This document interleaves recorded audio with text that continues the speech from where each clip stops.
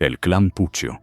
La familia que secuestraba y mataba en Argentina en los años 80. La historia del clan Puccio no puede entenderse sin el contexto en el que ocurrió. Era el inicio de la década de los 80, y Argentina recién salía de una dictadura militar marcada por secuestros, desapariciones y violencia política.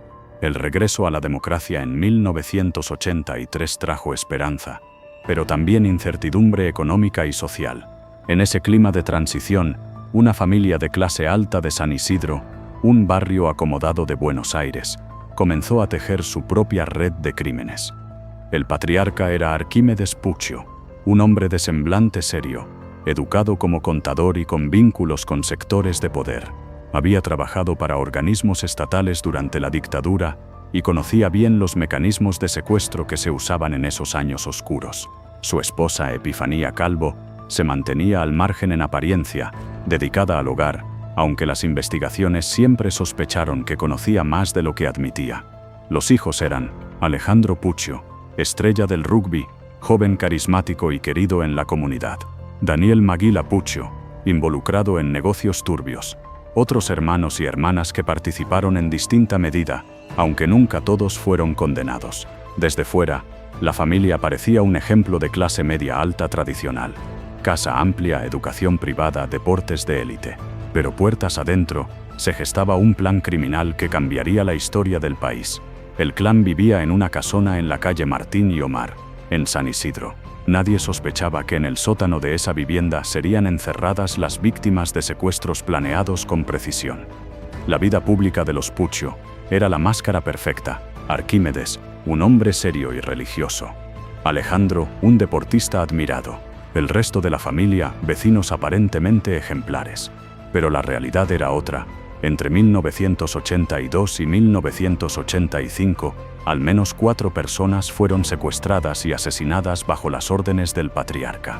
A principios de la década de 1980, Arquímedes Puccio comenzó a reclutar a sus hijos y a conocidos cercanos en un plan siniestro: secuestrar a empresarios y conocidos adinerados de la zona norte del Gran Buenos Aires. La motivación era clara: dinero. Pero lo perturbador era el método.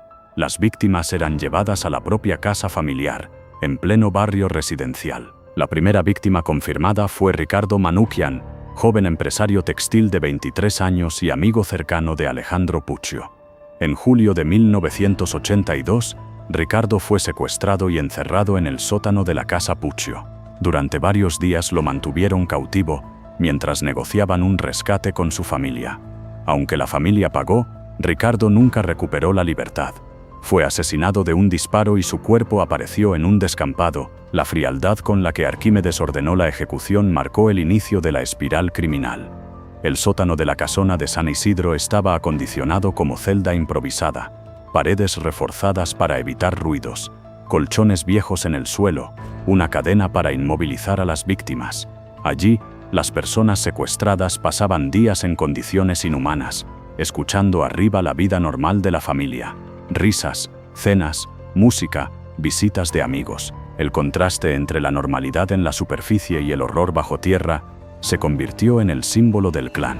La segunda víctima fue Eduardo Aulet, empresario vinculado al rubro de la construcción. En mayo de 1984, fue secuestrado de manera similar y llevado al sótano.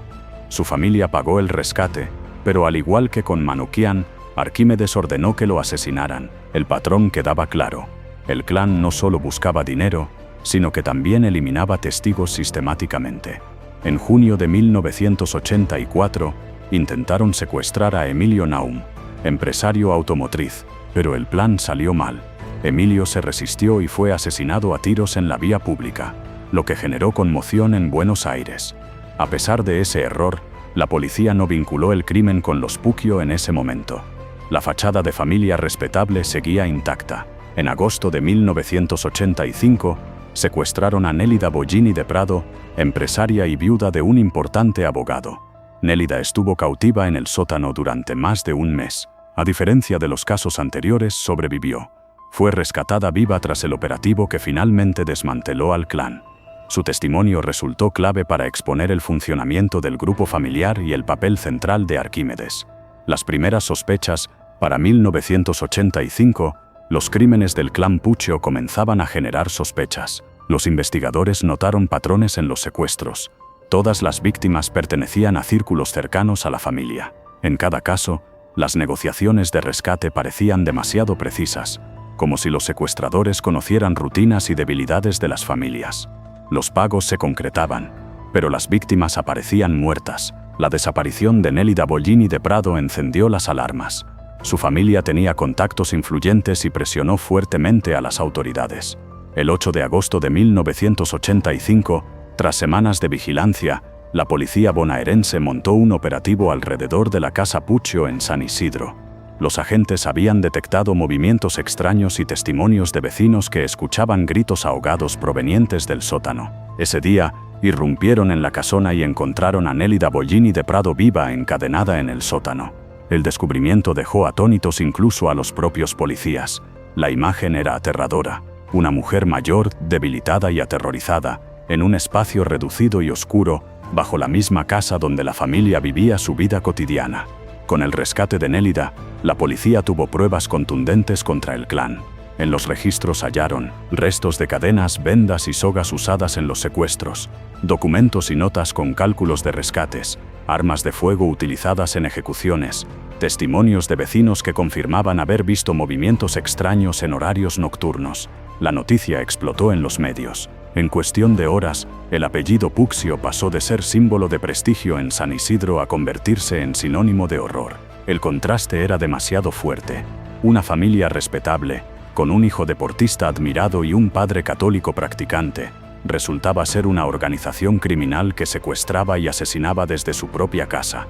Los diarios titularon «El sótano del horror en San Isidro».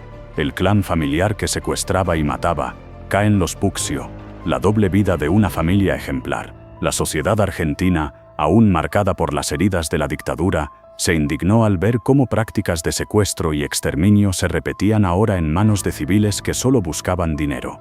La caída del clan Puccio fue seguida día a día por la prensa. El caso se convirtió en un espectáculo. Entrevistas, reconstrucciones de los hechos y debates interminables sobre cómo era posible que los vecinos no hubieran notado nada. El morbo social se mezclaba con el repudio. Muchos veían en los Puccio el reflejo de un país donde la violencia, aprendida en tiempos de dictadura, todavía estaba presente bajo la superficie. Tras el operativo de agosto de 1985, los Puccio fueron llevados a juicio. El proceso judicial fue uno de los más seguidos en Argentina durante la década. La sociedad entera quería respuestas. Cómo una familia aparentemente ejemplar había ocultado una organización criminal dentro de su casa. El patriarca fue señalado como el cerebro y líder absoluto. Planeaba los secuestros. Decidía quién sería la víctima. Ordenaba los asesinatos incluso después de recibir los rescates. Durante el juicio, se mostró frío y calculador. Nunca admitió culpa ni expresó arrepentimiento. Fue condenado a prisión perpetua en 1986. Murió en el año 2013. En libertad condicional, después de cumplir casi 3 décadas tras las rejas. La caída más impactante fue la de Alejandro, estrella del rugby y figura admirada en San Isidro. La evidencia demostró que había participado en los secuestros, aunque algunos lo defendieron alegando que estaba sometido por su padre. En prisión intentó suicidarse en varias ocasiones, lanzándose por la ventana y quedando con secuelas físicas graves. Fue condenado a 20 años de prisión, pero su salud se deterioró rápidamente. Murió en el año 2008. Maguila fue acusado de participar en la logística y los negocios turbios del clan. Logró huir del país durante varios años, viviendo en Brasil y Paraguay con identidades falsas. Finalmente fue capturado y extraditado, aunque recibió penas menores en comparación con su padre y su hermano. Epifanía Calvo, la madre, nunca fue condenada formalmente. Alegó desconocimiento de las actividades de su esposo e hijos, aunque muchos la señalaron como cómplice pasiva. Los otros hermanos tuvieron distintos grados de relación con el caso, pero ninguno fue condenado con penas altas. El juicio cerró con condenas ejemplares para Arquímedes y Alejandro, y penas menores para Maguila y otros cómplices externos. La prensa siguió cada detalle, y la sociedad quedó marcada por la idea de que el mal podía esconderse en la familia más respetable. El apellido Puccio quedó manchado para siempre. La casona de San Isidro se convirtió en símbolo de horror, visitada por curiosos que querían ver el sótano del terror. Años más tarde, Películas, series y documentales reavivarían el interés en el caso, mostrando la mezcla de morbo y repulsión que sigue generando la historia del clan. El caso del clan Puccio se convirtió en uno de los episodios criminales más emblemáticos de América Latina. No se trataba de un grupo de sicarios marginales, sino de una familia de clase alta que vivía en un barrio residencial y que detrás de su fachada respetable, secuestraba y asesinaba en el sótano de su casa. La prensa lo convirtió en un fenómeno nacional. Durante meses, los diarios publicaron portadas con fotos de la familia, reconstrucciones del sótano y titulares que mezclaban indignación y morbo. El apellido Puccio quedó grabado como sinónimo de traición y doble vida. Décadas después, el caso inspiró libros de investigación periodística, obras teatrales que recreaban los interrogatorios, documentales televisivos y en el año 2015, la exitosa película El Clan dirigida por Pablo Trapero, que reavivó el interés mundial en la historia. Cada adaptación volvía a generar debate. ¿Cómo fue posible que nadie notara nada durante tanto tiempo? El caso Puccio dejó lecciones profundas. El mal puede esconderse en la apariencia de normalidad. Una familia respetable, religiosa y educada ocultaba un infierno bajo tierra. La herencia de la violencia. Muchos investigadores han señalado que Arquímedes aprendió métodos de secuestro en tiempos de la dictadura y que trasladó esa lógica represiva a su propio beneficio económico. La fragilidad de la confianza social. Los vecinos, amigos y conocidos nunca sospecharon que detrás de la sonrisa de Alejandro o la seriedad de Arquímedes se escondía una red criminal. El verdadero centro de esta historia deben ser las víctimas. Ricardo Manoukian, Eduardo Aulet, Emilio Naum, Nélida Bollini de Prado, única sobreviviente. Ellos fueron arrancados de sus familias por la codicia de una familia que ya tenía privilegios y comodidades, pero que eligió el camino del crimen. El clan Puccio no fue solo un caso policial, fue un espejo de la Argentina de los 80, un país que transitaba de la dictadura a la democracia y que descubrió que los horrores podían repetirse en cualquier contexto, incluso en el seno de una familia de clase alta. Hoy la casona de San Isidro sigue siendo recordada como símbolo del horror, y la historia del clan permanece como advertencia. La violencia, cuando se normaliza, puede corromper incluso lo que parece más sagrado, la familia. ¿Tú qué opinas? ¿Crees que todos los miembros de la familia fueron culpables o algunos fueron arrastrados por el dominio de Arquímedes? Déjalo en los comentarios y no olvides suscribirte a Dossier Criminal para descubrir más historias reales de crímenes y misterios del mundo.